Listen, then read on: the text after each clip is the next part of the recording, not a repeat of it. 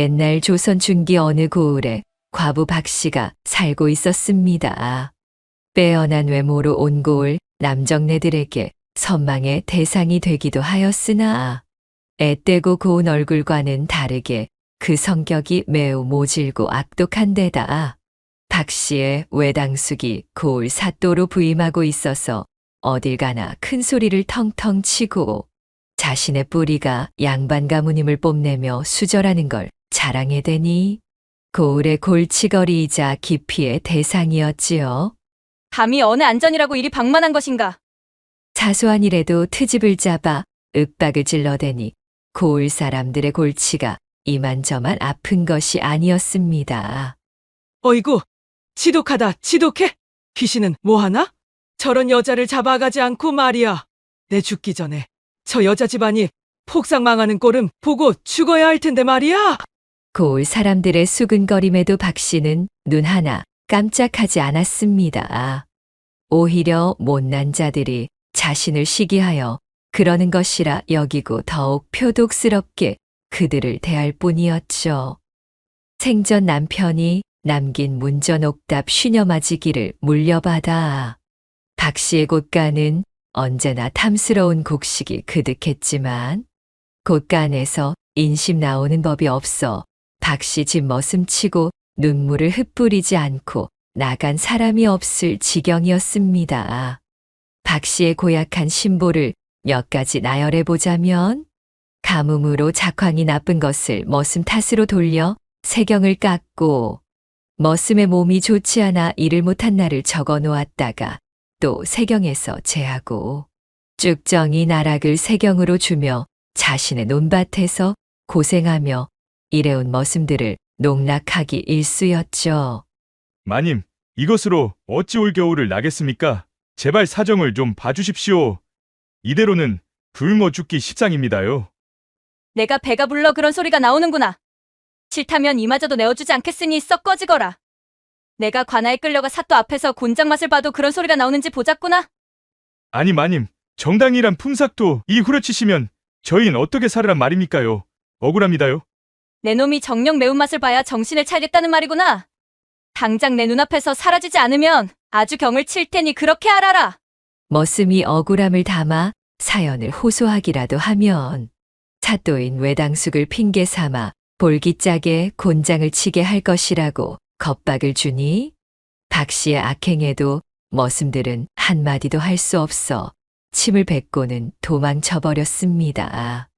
들어온 머슴들이 박씨의 고약함을 견디지 못하고 사흘이 멀다 하여 도망쳤지만 박씨는 콧방귀를 끼며 일할 사람은 지천에 널렸으니 아무런 걱정이 없다고 여겼죠. 못난 것들. 내 놈들 아니면 어디 일할 사람이 없는 줄 아느냐? 배골른 덕에 부릴 놈들이 이 고을에 지천으로 널려 있음을 모르다니 참으로 발칙하기만 하구나? 맵디 매운 꽃샘 추위도 이보다 더 가혹할 수 있을까 싶을 정도로 차갑기 그지없던 박씨의 신보는 나날이 그 위세가 심해져만 갔습니다. 외당숙 사또를 등에 업고 있었기에 그 누구도 박씨에게 고초를 당했음에도 박씨를 건드릴 수가 없었지요. 어느 날 그런 박씨 집에 총각 머슴이 한 명 들어왔습니다. 그래, 자네 이름은 무엇인고? 박씨의 물음에도 이 머슴은 묵묵부답이었습니다. 어찌하여 대답이 없는 겐가? 내 말이 들리지 않는 게야? 말을 할 줄 모르는 것이냐? 이어진 박씨의 물음에도 이 머슴은 무뚝뚝한 얼굴로 아무런 대답이 없었습니다. 답답해진 박씨는 이 머슴을 쫓아내려다 문득 머슴의 용모가 눈에 들어왔습니다. 단단한 어깨가 떡 벌어지고 야생적인 수컷의 느낌이 물씬한 이 머슴은 복식이나 행색도 세간의 시선을 전혀 신경 쓰지 않는 듯 그 용모가 제멋대로였고 거칠기가 이루 말할 수 없었지만 어쩐지 박씨의 마음을 움직이는 묘한 매력이 있었답니다. 결국 박씨는 이 머슴을 종으로 들이기로 결심하고 그 후로 여러 일을 시켰습니다. 얼마간의 시간이 지나자 박씨의 마음을 다시 사로잡은 것이 있었으니 그것은 바로 이 머슴의 일하는 태도였습니다. 말 한마디 입 밖으로 꺼내지 않고 묵묵히 박 씨의 지령을 수행하는 성실함이 바로 그것이었답니다. 머슴은 황소처럼 일하면서도 불평 한마디가 없었던 데다 해가 바뀌어도 세경 이야기는 한마디도 입 밖에 내지 않았습니다. 그저 묵묵히 자신의 일을 처리할 뿐 박 씨의 신경을 거스르는 법이 없었죠. 무뚝뚝하고 표정 없는 얼굴이 내심 마음에 걸렸으나 이미 이 머슴이 마음에 들어버린 박 씨에게는 오히려 남자다움으로 느껴졌습니다. 게다가 품삯도 제때 쳐주지 않는데도 도망칠 생각조차 하지 않았으니 아주 싼 값에 부릴 수 있는 실한 머슴이라 이게 웬 떡이냐 싶었지요. 실로 오래간만에 들어온 물건 중에 물건이로구나. 내 이놈을 단단히 빼먹어 곡간을 더욱 풍성하게 불리고야 말리라. 결국 박 씨는 다른 머슴들을 모두 쫓아내고 이 총각 머슴 하나만을 두고 부리기에 이르렀습니다. 그럼에도 혼자 너끈히 그 모든 일들을 처리해내는 것이 대견하기까지 해 끼니마다 풍성하고 배불리 먹이곤 했지요. 그렇게 시간은 하염없이 흐르고 소나기가 쏟아지는 어느 날 오후 자네 나무를 하러 간 머슴이 점심나절 집으로 들어왔습니다. 머슴이 말없이 비가 내리는 하늘을 가리키자 그래, 소나기가 오고 있으니 오늘은 이만 쉬도록 하여라. 하고 박 씨가 손짓을 하고는 돌아서려는데 박 씨의 시선이 머슴의 음영은 자신의 집을 거쳐간 숱한 머슴들과는 그 수준부터가 달랐지요. 박 씨는 우물가에서 멱을 감는 머슴 녀석을 보며 가슴을 움켜쥐고 말았습니다. 내 자랑스럽게 수절한 세월이 얼마인데 저 청것의 육신을 보고 이리도 가슴이 요동을 치다니. 생전 처음 느껴보는 야릇한 감정에 박 씨는 몸둘 바를 몰랐습니다. 멱을 감은 머슴은 기세 좋게 점심상을 처리하고는 고단했는지 툇마루에서 8팔자로 뻗어 낮잠을 자기 시작했습니다. 그 모습을 본 박 씨는 문득 집에는 박 씨와 이 머슴뿐이라는 사실이 떠올랐습니다. 이 일을 어쩌면 좋단 말인가. 도무지 주체할 수가 없으니. 그런 생각이 미치자 박 씨는 점점 후끈 몸이 달아오르는 것을 멈출 수가 없었답니다. 오랜 기간 동안 지켜봐온 머슴의 수컷스러움에 이를 악문 채 지나온 밤이 몇 날 며칠인지 헤아릴 수도 없었지요. 이대로 지내다가는 박 씨의 정신이 쏙 빠질 것만 같았습니다.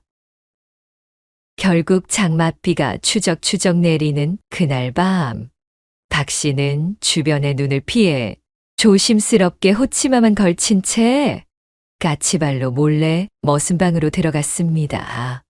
코를 골며 기세 좋게 골아떨어진 박 씨는 몸을 부르르 떨 수밖에 없었죠. 그렇게 머슴이 자는 사이 음흉하게 일을 치르려던 찰나 자고 있던 머슴이 갑자기 눈을 뜨고는 박 씨를 낚아채는 것이 아니겠어요. 깜짝이야. 무슨 짓이냐? 어서 놓거라. 깜짝 놀란 박 씨는 저항하려 했지만 바위덩어리 같은 머슴의 힘에 벗어날 수가 없었죠. 지천으로 퍼져나가는 통에 야음을 틈타 울던 산새들마저도 지저귀는 것을 멈추는 시간이 한참을 흘렀습니다. 그렇게 역사가 이루어지고 이튿날 아침 안방 금침 위에서 눈을 뜬 박 씨가 자신의 옆에 있던 머슴의 존재를 느끼곤 흠칫 놀랐습니다. 머슴은 이미 잠에서 깨어난 상태로 희죽희죽 웃으며 박 씨를 바라보고 있었는데요. 아니, 저놈이 어찌하여 저리도 방만한 얼굴로 희죽거리고 있는 것이냐. 간밤에 대체 내가 무슨 짓을? 그제서야 정신이 퍼뜩 들게 된 박 씨의 머릿속에 오만 가지 생각이 스쳐 지나가기 시작했습니다.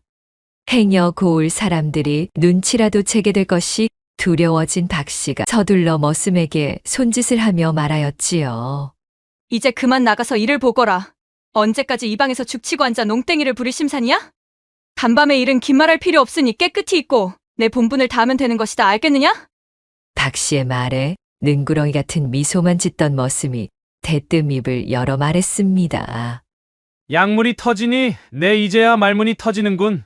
그래, 하실 말씀은 그것이 전부요? 머슴의 목소리를 들은 박 씨는 그야말로 아연실색하여 소스라치게 놀라고 말았습니다. 그도 그럴 것이 지금껏 머슴은 단 한마디도 입 밖에 낸 적이 없기에 박 씨는 짐짓 이 머슴이 말할 줄을 모르는 자라 여기고 있었기 때문이죠. 박 씨의 놀란 표정은 아랑곳 없이 머슴은 아예 떡하니 방 중앙의 책상에 기대 앉아 잔뜩 거드름을 피우며 말했습니다. 어흠, 간밤에 힘께나 썼더니만 온몸이 찌뿌둥한 것이 나 오늘은 일 못하겠소. 거 가서 실한닭이나 한 마리 골라다가 잡아주시오. 내 몸보신이라도 좀 해야 쓰겠소. 문득 온 고을 사람들 앞에서 자랑스럽게 열여상을 탔던 박 씨는 그만 앞이 캄캄해지고 말았습니다. 필시 말을 하지 못하는 자라 입 밖으로 소문이 나지 않을 것으로 믿어 이를 저지른 것이었는데 말문이 터진 것도 모자라 이렇듯 기세 좋게 주인 행세까지 하다니요. 외당숙 사또에게 사실을 고하면 이 머슴 나부랭이 하나쯤이야 손쉽게 작살낼 수야 있지만 그렇게 되면 온 고을 사람들이 박 씨가 머슴을 데려다 버린 파렴치한 작태를 모두 알게 되어 동네방네 온통 까발려질 것이고 열여상을 준 사또의 위신은 뭐가 되며 온 고을에 수저를 자랑했던 자신의 체면은 또 뭐가 되겠습니까? 박 씨의 머릿속에서 고을 사람들이 자신에게 쏘는 비난의 화살이 망령처럼 떠다니기 시작했습니다. 이런 상황을 결코 현실로 만들 수는 없는 노릇이었지요. 절대로 있을 수 없는 일이었습니다. 박 씨는 머슴의 태도에 끓어오르는 분과 찰나의 욕정을 이겨내지 못해 가벼이 움직인 자신에 대한 분을 함께 삭히며 말했습니다. 알았네. 알았어. 닭 잡아 올릴 테니 조금 기다리시게. 말이 나오지 않을 만큼 뻔뻔하고 능글맞은 머슴의 태도에 주눅이 들어버린 박 씨는 울먹임 가득한 목소리를 낼 수밖엔 없었지요. 그렇게 박 씨가 어쩔 수 없이 차려온 닭백숙을 먹고 난 총각 머슴. 덕이 말일세. 여보게. 백숙도 먹었으니 이제 그만 나가서 일을 보시게. 오늘도 해야 되는 일들이 산더미처럼 쌓여 있는데 이러면 쓰는가? 박 씨가 사정하듯 하일렀지만 머슴은 능글맞은 표정으로 미동도 하지 않았습니다. 어허, 나는 그런 건 모르겠고 거속이나 차리게 냉수나 한 사발 떠오시오. 뱃속에 느끼한 기름이 들어가니 이거 영 할 맛이 나질 않는구만. 아니 뭐가 어쩌고 어째? 보자 하니 이놈이 점점? 어째 표정이 영 깨림칙한 것이 마음에 내키지 않는 모양인데 뭐 아쉬울 것 없소. 지금 당장 사또께 달려가 내 수절하던 과부와 벌였던 일을 아주 소상히 동네방네 밝힐 터이니 말이오. 저기 여보게 아닐세. 아니야. 내가 잘못했으니 노여움을 푸시게. 마른 하늘에 날벼락도 이런 날벼락이 있을까요? 뭔가 일이 단단히 잘못되어 가고 있음을 느낀 박 씨였지만 후회해도 때는 이미 늦고 말았죠. 이미 다른 머슴들마저 모두 쫓아내버린 터라 박 씨는 그야말로 머슴의 말에 순종할 수밖엔 없었습니다. 논밭이며 곳간이며 장작이며 기타 자빌이며 온 천지가 머슴이 도맡아 하던 일이라 당장 일손이 급했던 것은 박 씨였으니까요. 게다가 그간 머슴이 너무나 살뜰히 온 집안일들을 처리해 주었기 때문에 박 씨는 편리함과 게으름에 젖어 간의 살림이 어떻게 돌아가는지 그 흐름도 놓쳐버려 이 머슴의 손을 빌리지 않으면 안 될 상황이었습니다. 박 씨는 어쩔 수 없이 이 머슴의 생짜를 고스란히 들어줄 수밖에 없게 되었지요. 내 너희 청대로 하겠으니 마음을 돌리고 우리 대화를 잘 해보게나. 그날 이후로 머슴은 아예 안방을 제 집처럼 드나들었고 한 번 책을 잡혀버렸던 박 씨는 이 머슴의 요구를 들어줄 수밖엔 없었지요. 영색이 양반 가문이라고 떵떵거렸던 자신에게 머슴을 방해해 들인 요망한 여인이라는 꼬리표가 달리는 것은 죽기보다도 싫었으니 말입니다. 머슴은 박 씨의 곳간을 열어 그간 박 씨에게 핍박받고 품삯도 제대로 받지 못하고 쫓겨났던 일꾼들을 모두 불러 모아 그들에게 곡식이며 고기며 풍족하게 나눠주었습니다. 그러면서 말했지요. 마님은 이제 새 사람이 되기로 작심하신 차이니 자네들은 그리들 알게나? 곳간에서 곡식을 받아든 일꾼들은 기쁨의 눈물을 흘렸습니다. 머슴은 박 씨에게 그 광경을 고스란히 지켜보게 하였지요. 문득 자신에게 고맙다며 연신절을 하는 일꾼들을 보고 있으니 박 씨의 마음 한켠에서 말할 수 없는 감정이 생겨나기 시작했습니다. 내 그간 혼자 된 몸으로 스스로를 지키려 나를 비롯한 모든 이들에게 너무나 가혹하게만 살아온 것 같구나. 이들이 이렇다 기뻐하는 모습을 보니 나 스스로가 부끄럽기 그지없다. 박 씨는 북받치는 우애와 서글픈 자신의 처지에 비관하여 그만 눈물을 흘리고 말았습니다. 머슴은 박 씨에게 다가가 그녀를 위로해 주었죠. 그리고 그간 자신이 계획하고 실행해온 모든 내막을 사실대로 이야기해 주었답니다.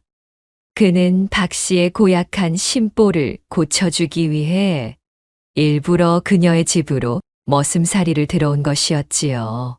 그대가 내 눈을 깨워주었으니 이제서야 내가 정신을 차릴 수가 있게 되었소. 그간의 행실이 부끄러워 견딜 수가 없소이다. 박 씨는 그 이후로 머슴과 함께 지내며 어려운 소작농들에게 풍성한 세경을 베풀면서 은덕을 쌓고 지내게 되었습니다. 고을에서는 견심하여 새 사람이 된 박 씨에 대한 칭찬이 자자하여 그녀는 진정으로 칭송받는 고을의 유명인사가 될 수 있었다는 후문이 옵니다.